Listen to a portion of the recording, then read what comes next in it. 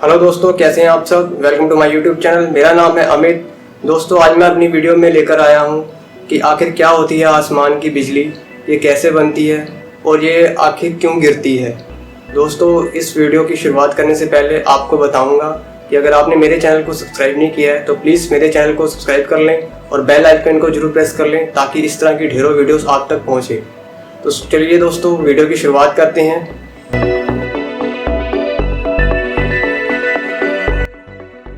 दोस्तों, बिजली गिरना क्या होता है, ये समझने से पहले हमें ये जानना होगा कि आसमान में बिजली आखिर बनती कैसे है। अगर आपसे पूछा जाए कि आसमान में बिजली कैसे बनती है तो आपका जवाब वही होगा कि हम सब जानते हैं कि बादलों से टकराने से बिजली पैदा होती है। लेकिन दोस्तों, बादल तो हवा है, यानी कि धुआं है, फिर भला वो आपस में कैसे टकराते हैं। आओ ये समझते हैं। जब बादल धरती से वाष्पीकरण क्रिया करके, यानी कि इवेपोरेशन जब होती है, तब ये पानी ऊपर जाता है। ऊपर जाते हुए ये पानी की बूंदों का तापमान कम होता जाता है और ये बर्फ़ में बदल जाते हैं। ये बर्फ़ की बूंदें ऊपर जाकर बादल में आपस में एक दूसरे के साथ जुड़ जाती है और एक ब्लॉक बन जाती है, जिससे काले बादल बनते हैं। और ये बर्फ़ के ब्लॉक जो कि अपने बादल में होते हैं और दूसरे किसी ब्लॉक से टकराते हैं, यानी दूसरे बादल से टकराते हैं, तो ये बर्फ़ की बूंदों के टकराने से आपस में घर्षण से जो एनर्जी पैदा होती है उसको हम बिजली कहते हैं। वो एनर्जी इतनी तेज़ होती है, उसकी रोशनी इतनी तेज़ होती है कि घोर से घोर अंधेरे में भी आपने देखा होगा 1-2 सेकंड के लिए फुल लाइट, फुल रोशनी कर देती है, फुल उजाला हो जाता है। आओ अब इसकी क्षमता देखें, यानी कि इसकी लिमिटेशन देखें। वोल्टेज की बात करें तो ये 10 करोड़ वोल्टेज बिजली पैदा करती है।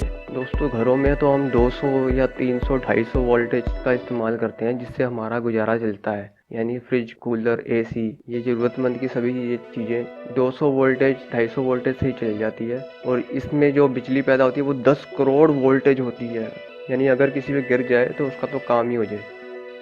करंट की बात करें तो इसमें 10,000 एम्पेयर का करंट होता है।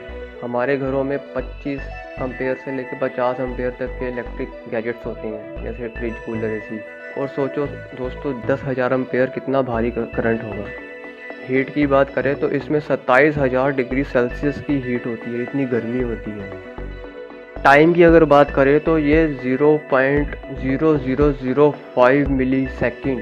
दोस्तों, 0.005 इतने कम वक्त में, यानी कि हम पलक झपकेंगे, पलक झपकने से भी पहले ये काम अपना कर देगी। इतना कम टाइम लगाती है ये ऊपर से नीचे आने में और धरती में जाने में। जब भी बिजली चमकती है तो आपने ये भी देखा होगा कि बहुत तेज़ आवाज़ आती है, इतनी तेज़ कड़कड़ाते हुए आवाज़ आती है कि हम कई बार चौंक जाते हैं, यानी डर जाते हैं कई बार। तो वो आवाज़ कहाँ से आती है दोस्तों? इसके लिए एक एग्ज़ाम्पल लेते हैं। जब भी हम घर में किचन में अपने खाना बनाते हैं तो कभी भी देखा होगा सब्ज़ी बनाते हुए अगर उसमें हम कोई ठंडी चीज़ डालते हैं, यानी पानी डालते हैं, कुछ डालते हैं, तो छन करके आवाज़ आती है। यानी कि गर्म चीज़ में जब भी हम कुछ ठंडा मिलाएं तो उसमें एक आवाज़ पैदा होती है। वही चीज़ गर्म तवे पर भी अगर आप पानी की बूंदें डालोगे तब भी आवाज़ आएगी। बिल्कुल वैसे ही ऊपर आसमान में इतनी तेज़ गर्मी पैदा होती है, वो एनर्जी से इतनी हीट होती है कि वो जब ठंडी जलवायु से जैसे मिलती है तो अचानक इतनी तेज़ की धमाका होता है, इतनी तेज़ की आवाज़ आती है और वो आवाज़ सुनकर कई बार हम डर भी जाते हैं। दोस्तों, हमने जान लिया ये पैदा कैसे होती है, ये आवाज़ कैसे करती है, इसकी क्षमता कितनी है। अब हम समझेंगे आखिर बिजली गिरना क्या होता है। हम तो ये अच्छे से जानते हैं कि बिजली के 2 पहलू होते हैं, नेगेटिव और पॉजिटिव। ठीक वैसे ही आसमान में भी जब बिजली चमकती है तो उसका भी पॉजिटिव होता है और नेगेटिव होता है। जो पॉजिटिव होता है वो आसमान की ओर चला जाता है, ऊपर की ओर चला जाता है, और जो नेगेटिव होता है वो नीचे की ओर, धरती की ओर जाता है।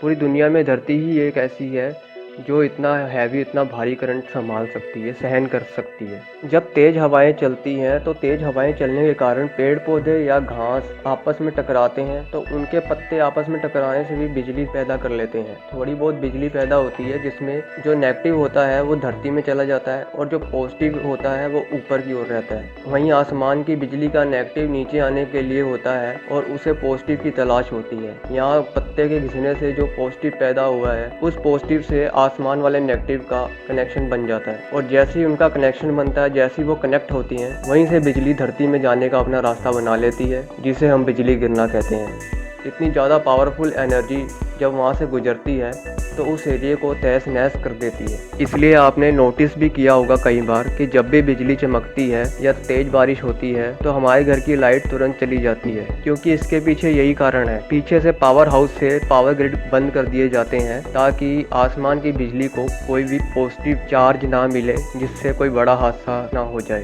या फिर अगर वो नहीं बंद करते तो बिजली कहीं ना कहीं गिर जाती है और ट्रांसफार्मर या फ्यूज उड़ जाता है, जिससे तेज धमाका होता है। आपने सुना भी होगा कई बार। यही कारण है तूफान आने पर, आंधी आने पर, तेज बिजली चमकने पर घर की लाइट तुरंत चली जाती है। हमारे आसपास जितने भी टावर लगे होते हैं, कभी आपने नोट किया होगा टावर के ऊपर बिल्कुल सबसे ऊपर एंड पॉइंट पर एक रॉड लगी होती है। वो रॉड दोस्तों कॉपर की होती है। वो इसीलिए लगी होती है ताकि आसमान की बिजली चमकती है तो वो टावर पर कोई नुकसान ना पहुंचाए, वो सीधा उस रॉड पर आके टकराती है। वो कॉपर की रॉड से टकराती है और वो मोटी वायर, मोटी केबल जमीन से कनेक्ट की जाती है ताकि वो करंट ऊपर से आए और तुरंत जमीन में चला जाए, जिसे हम अर्थिंग सिस्टम भी कहते हैं। वो हर टावर में, हर ट्रांसफार्मर में, हर जगह किया जाता है, क्योंकि धरती ही एक ऐसी है जो इतना हैवी करंट संभाल सकती है। कभी गौर करना, बुर्ज खलीफा के ऊपर भी यही रॉड लगी हुई है जो कॉपर से बनी हुई होती है। तो दोस्तों, जब भी बिजली चमकती हो तो कभी भी खुली छत पर ऊपर जाकर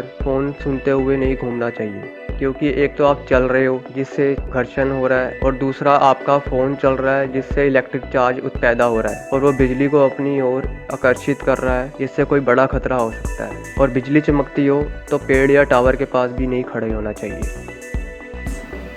तो दोस्तों, हमने इस वीडियो में जाना कि क्या होती है आसमान की बिजली और ये कैसे गिरती है। तो दोस्तों, आपको ये मेरी वीडियो कैसी लगी तो प्लीज़ लाइक जरूर करें और कमेंट बॉक्स में अपना रिव्यू जरूर दें ताकि हम और बेहतर से बेहतर वीडियो बना सकें। और प्लीज़ मेरे चैनल को सब्सक्राइब जरूर करें ताकि आप तक ढेरों वीडियोस पहुंच सकें। Thanks for watching. Bye bye.